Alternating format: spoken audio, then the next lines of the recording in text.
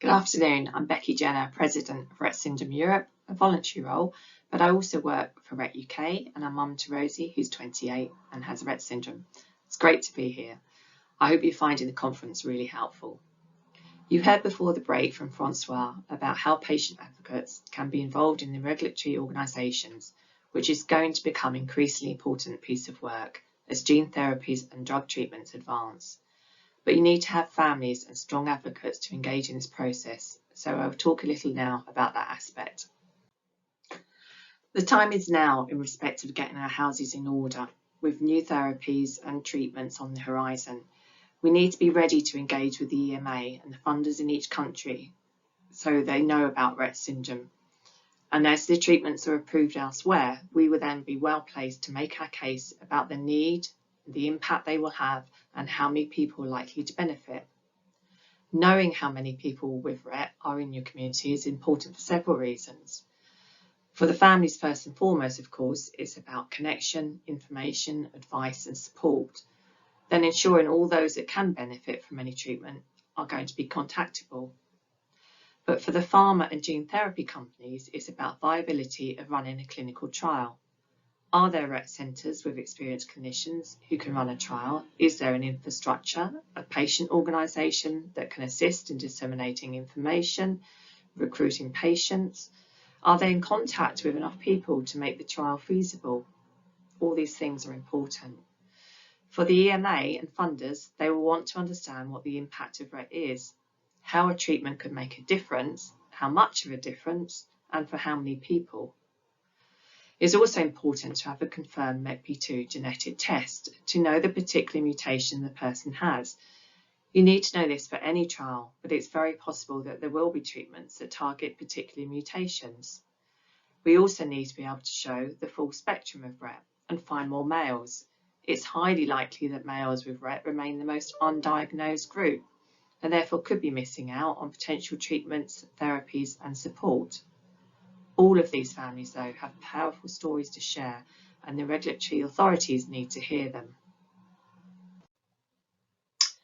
So how can you find more families?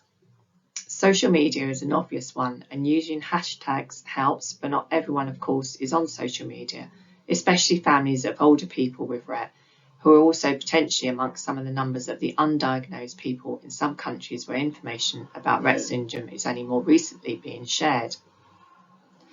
Think about having an awareness raising campaign, but you don't need to start from scratch. There are resources out there that can be either translated or adapted, and Rett Syndrome Europe will help in these endeavours. And I know other organisations are happy to share and support any awareness raising activities you do, so please reach out to them. Think about all the places people with Rett are likely to be. Target doctors, health visitors, special schools, day centres, etc. Also, genetic testing centres. Here are just a couple of examples from campaigns other organisations have done. This one from Rett UK was aimed at GPs, health visitors, etc. and was drawing attention to one of the most distinguishing features about Rett, the stereotypical hand movements. And they also include the diagnostic criteria, emphasising that an early diagnosis leads to better, longer-term outcomes for both the child and the family, but also now is about having access to therapies and specific treatments. Our colleagues at Rett have an awareness raising toolkit, lots of great ideas and resources in there, definitely worth having a look at that. They've included these lovely awareness raising cards which can be personalised, and you can have information about Rett syndrome on the back. So obviously they're visually appealing and can catch people's eye. So hopefully you'll be finding more families and be ready to engage with them. Have some resources ready that you can share. Again, there's lots out there already, but you may need to get some key ones translated. Having more families involved helps spread the load and brings more skills to your group. Maybe start a WhatsApp group to connect people. You don't need to go all out, set up a registry, but a simple spreadsheet to record contact details, name and age of person with Rett, MECP2 mutation if known, would be sufficient. You will need consent protocols, of course, to store the information. You could start with some simple activities like online forums on Zoom or Teams, connecting people, sharing tips and advice, etc. Then we would suggest engaging with Daniela Trope and the Data Rep platform, encouraging healthcare professionals involved with the families to get on board. You don't need any more information than you've collected in your spreadsheet to contact the families and get them involved with this initiative. Starting another patient registry is not necessary and may well be beyond the resources of most organisations. Some other resources out there. There's this patient journey for Rett syndrome, which is on the Eurordis website and has been developed by patient reps from Ithaca, which is the European Reference Network for Rare Diseases. This is a great tool to share with healthcare professionals as well as families, as it gives a snapshot from that early development when things first start to go wrong to the comorbidities that are likely to occur later and what's needed to support the child and the family. And then I will just mention the Rett resource, which is on the Rett Syndrome Europe website. It is available in some languages and can be translated to others.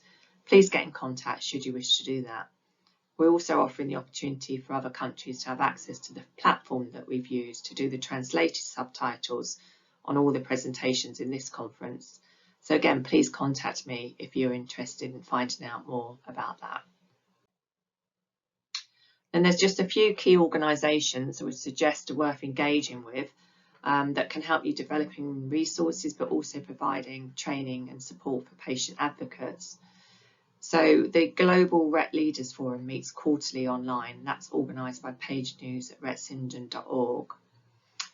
Very many people in that, and everyone's happy to help share resources and support whatever you're trying to do to develop your organisation. Then there's the Ithaca, which is the ERN, European Reference Network for Rare Diseases. They've done a lot of work specifically around Rett syndrome. There's lots of resources on their website.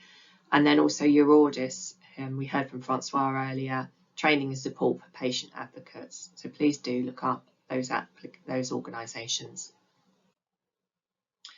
Thinking about next steps then, if you've got a few willing and able parents to galvanise your Rett community, develop a small action plan, but keep it simple. Think about who can help, who has time and skills to do certain tasks, and decide if you want to formalise as an organisation. This is recommended as you're more likely to be able to attract funding to support your work that way. And here's a few funding opportunities that are worth looking at. I will just highlight this middle one as it does have a March the 31st deadline, and it's particularly aimed at rare disease advocacy groups. It's a fairly simple application for up to €5,000. The other two sites provide information on sources of European funding and a funding toolkit that you might find useful. Finally, I'd like to share this slide with you. It's a good mantra to have when things seem overwhelming. And remember, Rome was never built in a day. So thank you for listening. Please do contact us at Rett Syndrome Europe for further support, and I hope you enjoy the rest of the presentations.